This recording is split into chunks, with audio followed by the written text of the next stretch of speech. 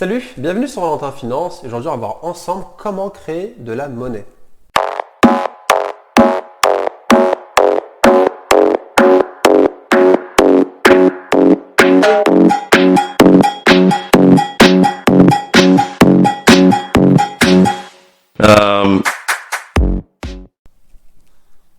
Alors, on va voir ensemble comment créer de la monnaie.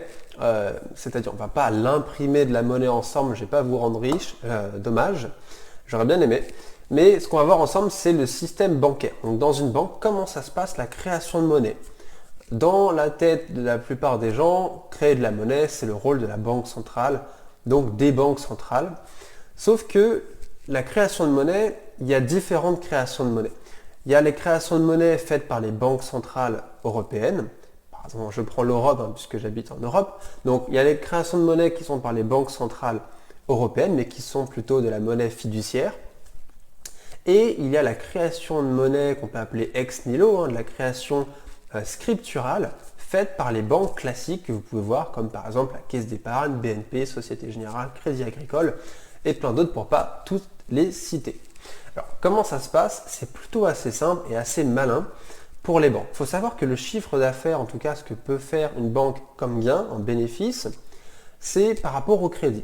Elle va tout simplement en disant je te prête 100, tu me rends 110. Sur les 110, je vais supprimer 100, je vais garder 10. 10, c'est ce que j'ai gagné en te prêtant de l'argent. Par contre, s'il y a un défaut de paiement, 110 peut être la perte de la banque. Donc c'est pour ça que c'est un business qui est très intéressant. À partir de rien, vous pouvez gagner de l'argent et c'est plutôt un gain d'argent sur la gestion de risque. Donc un banquier, c'est un gestionnaire de risque.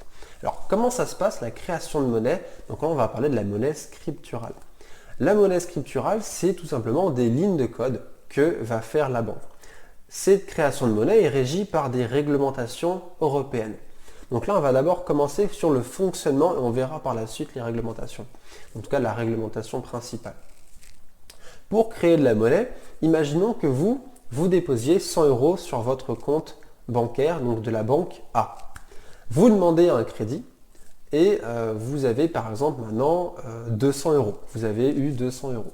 La banque a pu créer ces autres 100 € par exemple parce que vous aviez déjà 100 € sur votre compte en banque. Elle s'est dit bon, il y a de la monnaie, j'ai le droit de prêter en fonction de mes réserves propres. Donc ces réserves propres, c'est 100 €. Donc en fonction de ces réserves, elle a dit j'ai le droit de prêter un peu plus. Elle crée une ligne de code et elle vous a prêté de l'argent. Sauf que cet argent, maintenant, il est réel. C'est une ligne de code, certes, mais c'est de l'argent réel. Vous pouvez aller le dépenser ailleurs, donc dans une boutique ou chez un particulier, par exemple. Imaginons que c'est quelqu'un qui a une petite boutique. Donc, vous lui payez, par exemple, un article à 100 €. Donc là, cette personne qui a un compte bancaire chez la banque B va, elle, recevoir 100 €. Donc, ces 100 € viennent de votre crédit. Donc, on peut dire, oui, c'est de l'argent scriptural, c'est pas du vrai argent. Mais lui, quand il reçoit cet argent, c'est de la vraie argent pour lui. Donc avec ces 100 €, il va retourner, lui, s'il veut faire un crédit, il va voir sa banque et dit j'aimerais bien faire un crédit et par exemple elle lui prête 80 €, etc. Il peut dépenser ces 80 € chez un autre commerçant. Donc ce commerçant, après avoir eu ces 80 € sur son compte, va peut-être demander à sa banque moi je vais faire un crédit, elle va lui prêter 100 et en fait vous voyez qu'il y a toujours des gonflements et des rétractions en économie. Donc les gonflements, c'est plus il y a de la masse de crédit, donc ça fait gonfler l'économie.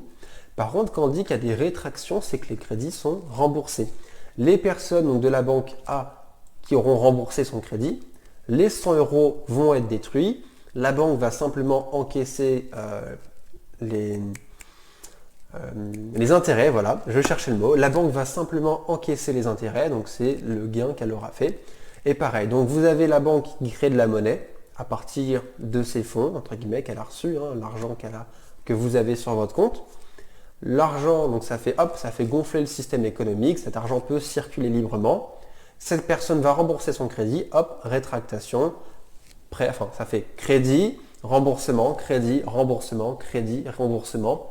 Et ça fait gonfler globalement la masse monétaire. Tout ça à base de lignes de crédit, donc ce sont des lignes comptable. Alors oui, je m'interromps 2 secondes, hein, je fais une petite parenthèse. Je vous avais dit que je parlerai des réglementations et j'ai complètement zappé, j'ai terminé ma vidéo sans vous parler de la réglementation. Je vous ai dit tout simplement que les banques, si par exemple elles obtenaient 100 euros donc sur le compte courant, elles pouvaient prêter en créant de la monnaie grâce à cet argent. Alors il y a des limites, évidemment, les banques ne peuvent pas faire n'importe quoi. Avec la Banque Centrale Européenne, par exemple, vous avez la réglementation qu'on appelle BAL 3 qui réglemente les banques en leur disant vous n'avez pas droit de prêter plus de 8% de vos fonds propres. Donc une banque ne peut pas prêter à l'infini, contrairement à une banque centrale.